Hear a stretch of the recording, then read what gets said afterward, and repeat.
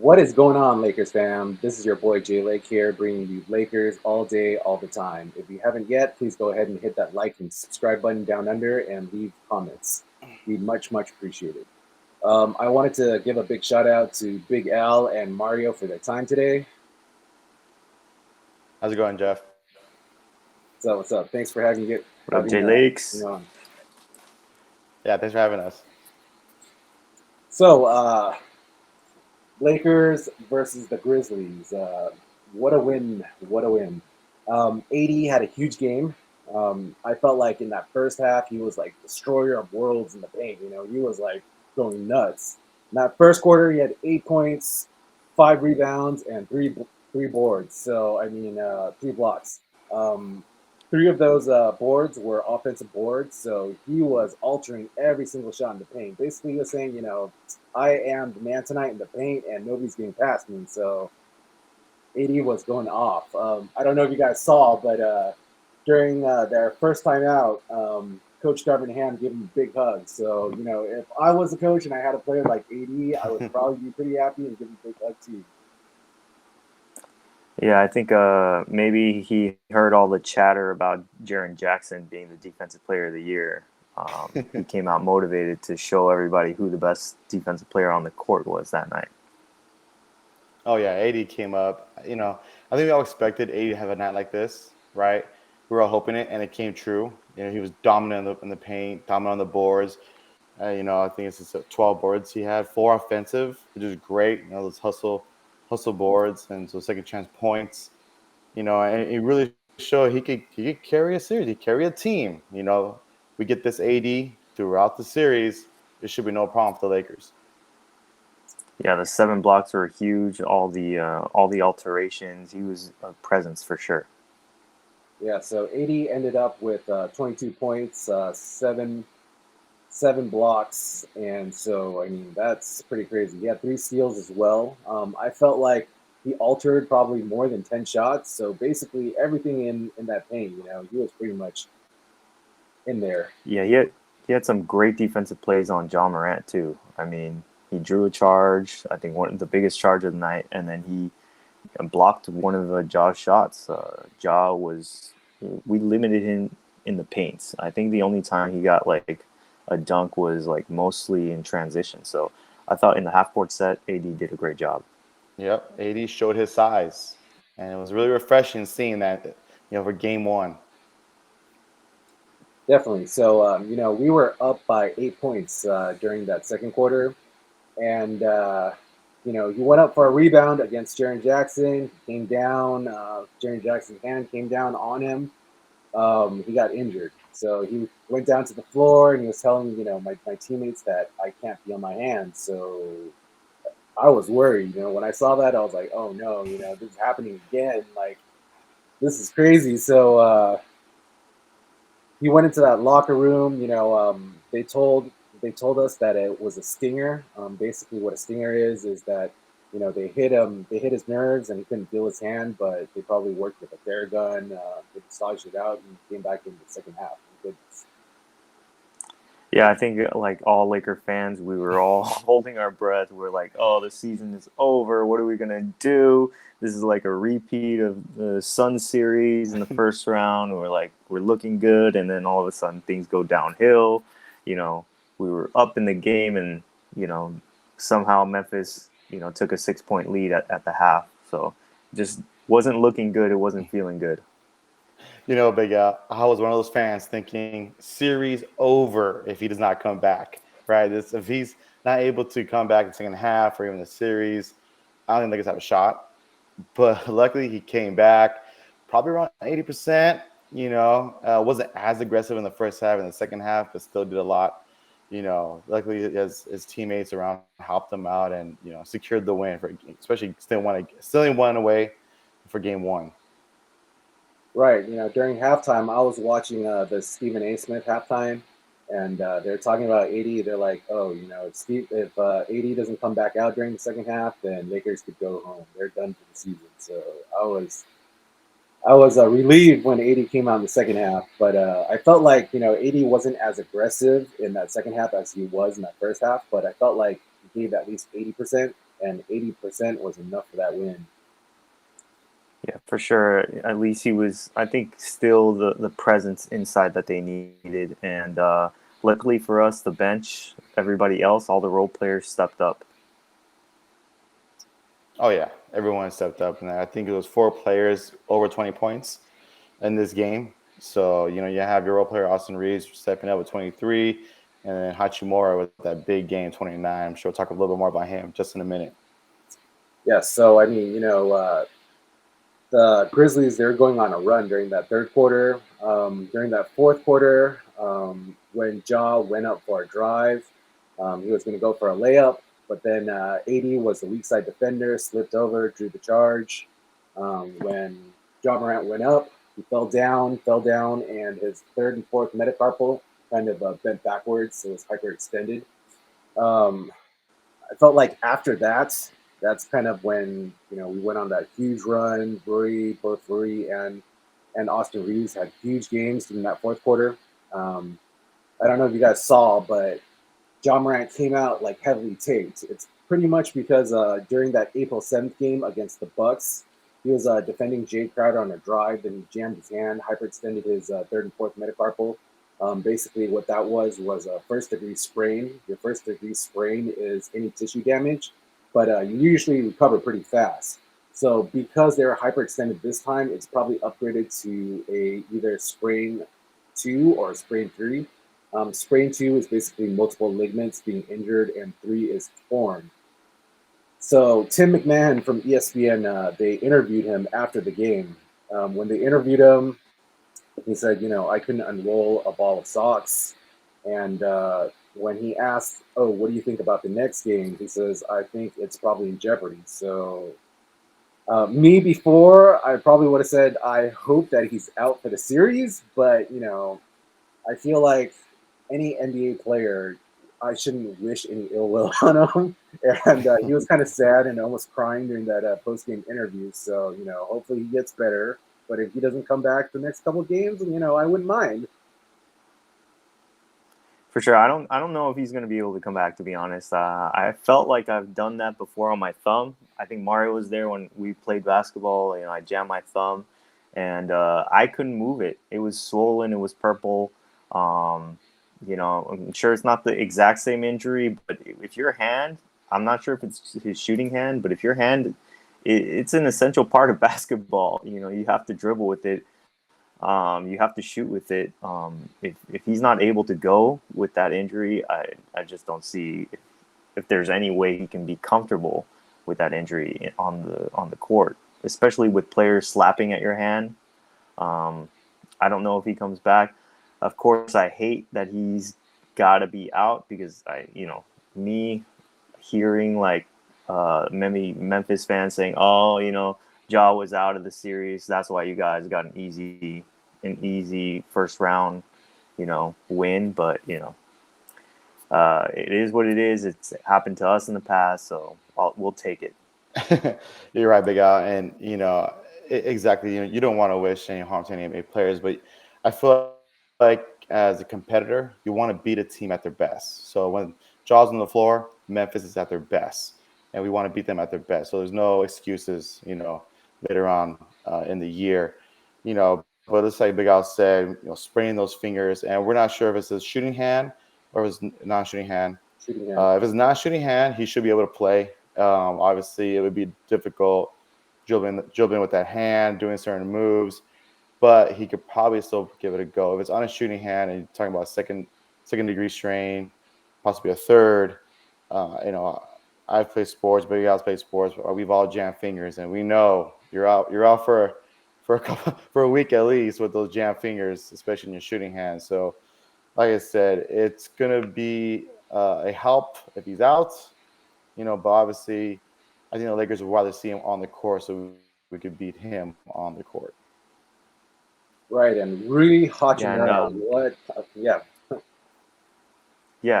yeah, Rui was great, and yeah, the same thing goes for uh, Ja. Ja was um, he played well, but he's definitely going to be missed for them, and we definitely want not lose sight of the goal and not overlook that he may miss the game. So we definitely want to stay aggressive if he's out. Right. So John Morant, he will be missed by the Grizzlies. For the night, John Morant, he had 18 points, 6 rebounds, 2 assists, and 2 steals. So um, he's the engine for that Grizzlies team. But Rui Hachimura, oh my goodness, like he balled out of control tonight. I mean, 5 huge Wow. threes in that fourth quarter. I felt like, during that last game against the Timberwolves, Mike Conley balled out. He went 6 of 7 from the 3-point range. And, Rui took a page out of his playbook. He's like, all right, Mike Conley, 36-year-old point guard. If he could do this, I could do this too. So he balled out tonight. Yeah, he did. He really went out there with like seemed like something to prove, right? It's like he wanted to prove to everybody that he could be that guy in this lineup, right? A rotation guy. Get me off the bench. I'm gonna give you guys points. I'm gonna get you what you need. And those 3-pointers, especially at the end of the game, really big time plays. We talked about it last video about Lakers having these 3-point shooters come in, but they don't do well as soon as they're a Laker. We don't get that 3-point shooting that we really desperately need. Hey, Hachimura stepped up when we needed it. And it's great that he did that with a big game, 29 points. Yeah, exactly. Rui always was a big fan of his. When he got traded to the Lakers, I knew that we got a good piece. He's got a great mid-range game. I think any time he can hit a three-pointer, it's a plus. And right now he's playing, I think, backup center for the Lakers. It's him and LeBron holding down the front court when AD's out. So he's playing big minutes. Uh, Doing great on defense. It's tough. He's got a tough matchup against Jaren Jackson, who's bigger than him, taller than him. But, as far as the team defense, he's doing well. He's protecting the rim, and he's hitting shots. A great playoff debut for him. Right. Usually the Lakers kind of let their opponents hang around, and that bothers me a bit. Whenever they're playing, they're up by 10 points, 8 points. Then the Grizzlies kind of come back. Then third quarter, they're up again, and then Grizzlies start coming back. They never step on their necks or keep their foot on the pedal. But I felt like in the fourth quarter this time that they did. It's because of Rui and Austin having those huge nights. I mean, who would have thought, right? So Rui Hachimura, 29 points, 11 out of 14 from field goal. Austin Reeves, 23 points, 80, 22. LeBron James, 21 points. I mean, if I asked you guys before the game, you think that both Rui and Reeves would go off for a lot more points than both LeBron James and AD. I don't think you guys would have agreed with what I said. Yeah, definitely not. Especially after that first half from AD, like the way he was playing, how aggressive he was. I wouldn't have guessed it, but they stepped up big. Oh, they did. Yeah, you could have told me that before the game. I said, no, you're looking more around 15 points, the typical average. But wow, 29 points. And, let's see, it was a game two. I think it was Bane that kind of called him out. Let's see. He played the game of his career. Can he do it again? Well, I think he can do it again. Why not? Game two. Let's go Hachimura. Yeah, it's gonna be he's a free agent after this season, so he'd be playing for some big money if he performs well tonight and really establishing himself as a great playoff player. There's some guys that shy away in the playoffs, but if he establishes himself as a primetime performer, that's definitely gonna help his cause. Definitely. Yeah, I think when Dane called him out, saying, "Oh, he's had the best game of his life, and I don't think he's going to be able to do it next game." It's kind of almost like a mental warfare, it's saying like, "Oh, you can't do it," but then Roy's going to come back and be like, "Oh, I'm going to ball out again next game," but he's going to try harder. But I mean, I feel like Roy, because he has like that Japanese background, he's more humble, and so I don't think he kind of plays harder or plays above kind of what he's able to do. And I feel like he stays in his role, so he should be pretty solid for the next game. He seems very disciplined, in his play, right?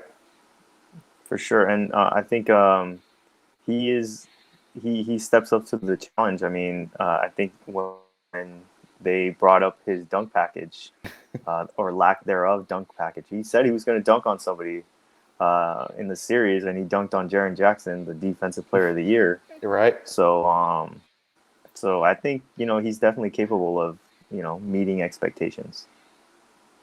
Yeah, I thought that was pretty funny because in the post game they did ask him, so who you've been talking to in the locker room? He's like, well, I've been showing off my dunk package over AD to Austin Reeves, and then when they saw it, they're like, oh, this is weak. Your dunk game's weak. And then he was like, what? Your dunk game's weak? All right, fine. I'm gonna dunk on somebody in this game, and so yeah, he balled out tonight. But that brings us to our MVP or game ball of the game. What do you guys think? It's an easy one. All right, Big Al, Hachimura. All right, you give him Hachimura. I'll give him Reeves. Okay, that's fine. I mean, obviously, Yeah, game out yeah. to me is Hachimura off the bench, 29 points. Like we talked about what he did for in the game one, and when the Lakers needed it the most, especially when you weren't sure how AD was going to come in the second half, how he was going to perform. We knew AD was going to try and see, give it a go, but we weren't sure what was going to happen. Right? Is this going to be, it's going to turn the tables a little bit, momentum shifted, but Hachimura just stepped up when the Lakers needed him the most. Big game, big 29 points, career high with the playoffs, and it has to be game ball goes to him. That's my opinion. Yeah, for me it was Reeves. It was close though. I almost chose Hachimura, but since you already chose him, I had to go with Reeves. He had the clutch moments in the game. They gave him the ball at the end of the game to run the pick and rolls. Not LeBron, not D'Lo, not AD. He was running the pick and rolls. He was hitting the shots. He had the key assist to Hachimura. He had the key basketball, and at the end of one of those shots, he said, "I'm him." I'm So him. I'm I'm the savior, definitely, right? Right, Big Al? yeah, We call him the savior for the yep, Lakers. yep. So I think definitely for me it was Reeves. He had the clutch stuff tonight or last night. Yep, swag gear, merch, it's gonna all come out. I am him. I am he. Yeah, How But I about love for you, Jay Lakes? so right, I gotta give it to Roy as well. I mean, biggest game of his career. Austin Reeves. Yes, this is his first playoff game. Again, undrafted. So he did have a big game, but Roy, I mean, those threes, those were huge. I mean, what more can you ask for Roy? I mean, even if he does like half of that scoring output during the next game, I still think it's a successful kind of output for him. Oh yeah. It's funny that we go to Reeves and Rui instead of both LeBron James and Anthony Davis, our two superstars that are paid like superstars. 80, 22 Yeah. points, 12 points, 12 rebounds, 3 assists, 7 blocks, 4 steals. I mean, come on now. 80, he was our all-star defender. LeBron James, 21 points, 11 rebounds, 5 assists, and 2 steals. He was that Swiss Army knife. He was kind of that go-between person that, whatever we needed, he kind of gave. So, but I give it to Roy as well. Who do you guys think? Yeah. Yeah, those guys were. I think those guys were definitely. They met the expectation of what was expected of them for LeBron and AD. Like, hey, you have to at least score 25 or something like that.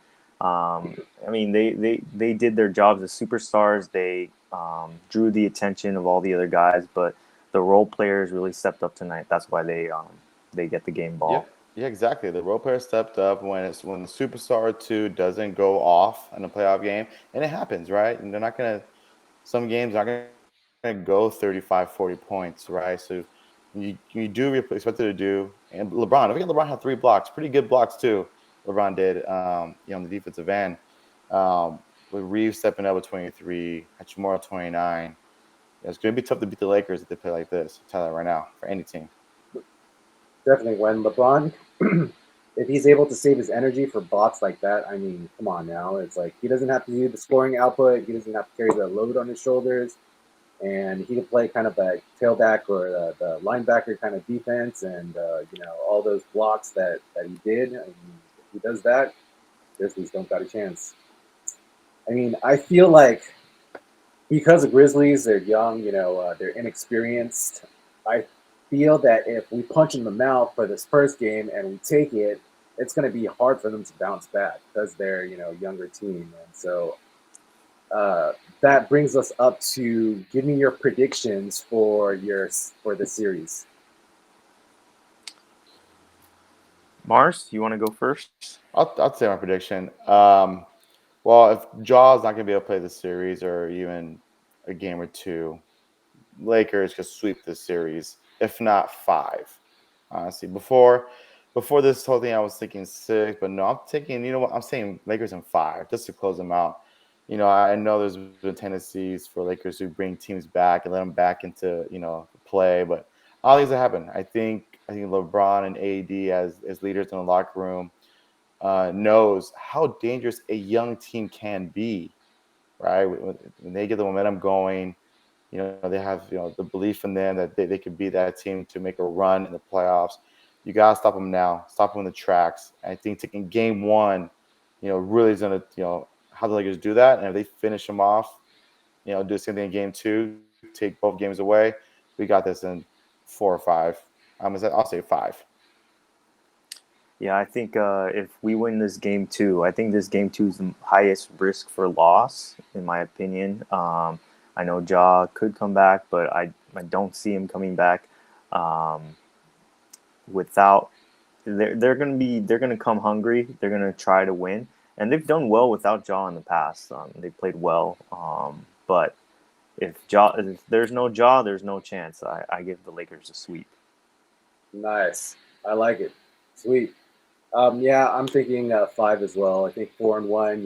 If Grizzlies do win that next game, we're taking the rest, and that would be great because that would give us another at least 4 to 5 days of rest before our round two matchup. So both Adams and Clark are out for the season as well. Woj posted that Adams, his PCL, he has a torn PCL. That's basically the posterior collateral ligament, your ligament behind your knee. So he's out for the season. Clark, he had an ACL tear, so that's the anterior ligament, and so they're both not coming back. And those are their two big men. And without Jaw and their big men, they don't got a chance. Yeah, for sure. I mean, this is a series for AD. I mean, there is no big man in there to guard him. Jaren Jackson, a great defensive player, obviously defensive player of the year, but still a little too small for AD. And I think it is all for AD, to take us to the promised land. Yeah, I mean this series for sure. AD should you know, take this series, dominate it in the paint. He did really well at game one. I want to see him more in game two. I want to see him drop a 35, a statement like game. Like there's no one in this team that could guard me. There's no one that could stop me. And I really want to see that from AD. I want to see that killer instinct. You know, eh, that mama mentality, as you will. If you're a Laker fan, you know what that is. So that's what I'm expecting. AD in game two.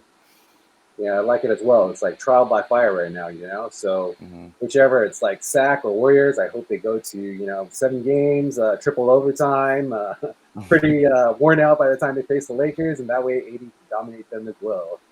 Yep. So both Roy and Austin had huge plays in that fourth quarter. Um, there was one play where um, Austin drove to the basket and then he did a behind the back kind of assist to Rui. Rui hit that three. It's kind of to pay Rui back for because play before that, Rui kind of did a sidestep and he was a little bit out of control, but he did like a 180 spin and then he flung it over to Austin Reeves and he hit a far 3-point shot. That's what I'm going to kind of try to implement now. Is that I'm going to ask you guys, what do you think your play of the game was? Best play of the game. I'll take this one. I mean, Big Al mentioned it a few minutes ago, but the play of the game for me is when Reeves hits that shot, leaning to the side of the right side, kind of mid range, and just drills it in, kind of to clinch the game, icing on the cake. I'm him, and this game is over. That is my play of the game right there. Yeah, for sure. I mean, that play just sealed the deal. And it is in the highlights. That is the highlighted play of the game. Everybody knows what was said there. He said, "I'm him," and he did it in front of some of his hometown family. That's right. I think he grew up like 90 minutes away. So Hillbilly Kobe showed up and showed out for his family. Right. Some honorable mentions as well. In the first quarter, LeBron, he dunked. He went coast to coast and he dunked pretty hard. That play was pretty awesome. In that third quarter as well, when I was worried about AD not being at full, he did go coast to coast for a layup. So that was pretty good as well. Yeah, and the Rui dunk as And well yeah, on Jaren Jackson. Yeah, and the Rui dunk. And Austin Reeves did drop Jaren Jackson for a layup at one point as well. So there were some great plays in this game. Right. Rui, best game of his career. He tied both Byron Scott and Michael Thompson for the most points off the bench. So that was pretty epic. Yeah, those are two great Lakers, historic Lakers. So I mean, he's in good company. Hopefully, we can re-sign him at the end of the off season, and hopefully, he continues to be a great player for us. I agree, Big Al. If he plays like this, we better resign him. Yeah. All right, Lakers fan, you heard it here first. Please go ahead if you agree or disagree with our comments. Leave some down below, and we'll see you after the next game. All right, take care.